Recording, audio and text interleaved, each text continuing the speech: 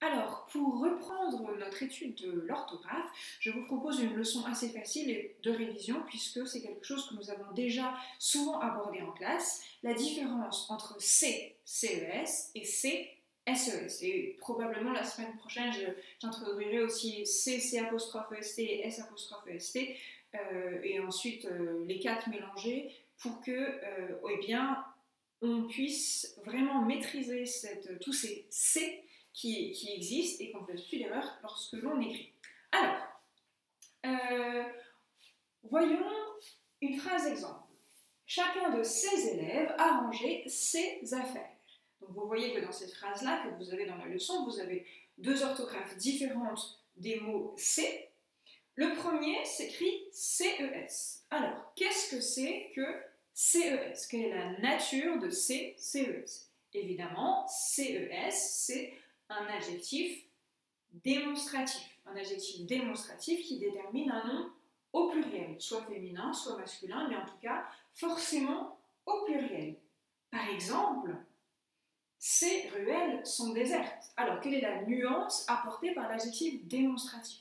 L'adjectif démonstratif, on s'en souvient, c'est un déterminant qui nous permet de pointer du doigt. Je dis que c'était la seule fois où il était poli de pointer du doigt, c'était en grammaire avec l'adjectif démonstratif. Ces ruelles que je désigne, ces ruelles dont je parle, eh bien, sont désertes.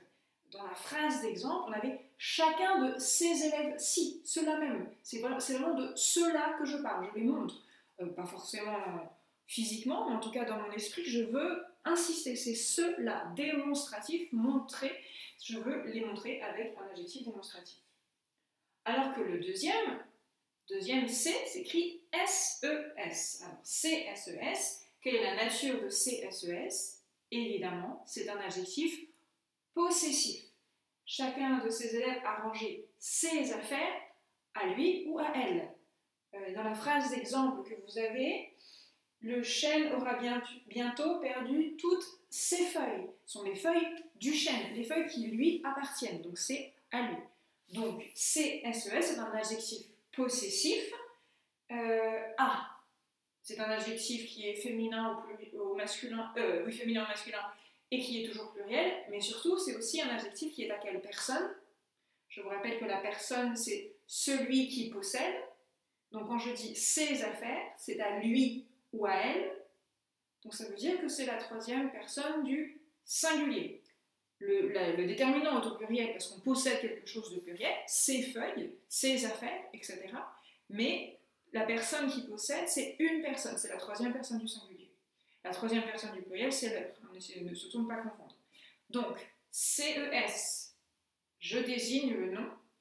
SES, c'est quelque chose qui lui appartient à lui ou à elle.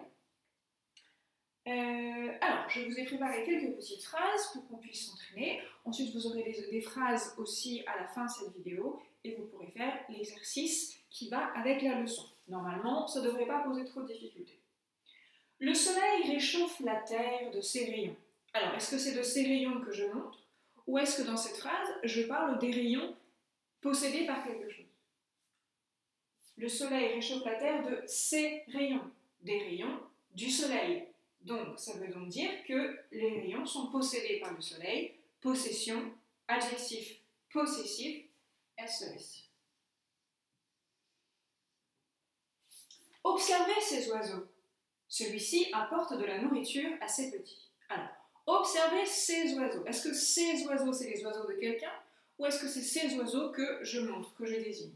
Évidemment, là, il ne s'agit pas des oiseaux qui appartiennent à quelqu'un. Ce sont ces oiseaux-ci que je désigne, donc CES. Celui-ci, je regarde un à part, celui-ci apporte de la nourriture à ses petits. Est-ce que c'est ces petits que je montre ou est-ce qu'au niveau du sens, c'est plutôt les petits de l'oiseau? Évidemment, au niveau du sens, c'est plutôt les petits de l'oiseau et du coup, c'est SES. Donc voilà à chaque fois la question que vous devez vous poser lorsque vous entendez C et qu'il s'agit d'un déterminant, parce que ne pas confondre aussi c'est super, il sait casser la figure, tout ça c'est un autre C, mais là on parle vraiment du C qui est déterminant. Bon, les C qui sont déterminants, c'est soit un déterminant possessif, soit un déterminant démonstratif. Alors, quelques petites phrases d'exemple à la suite de cette vidéo. J'espère que vous avez bien compris la leçon et ensuite l'exercice que je vous ai envoyé. Bon courage!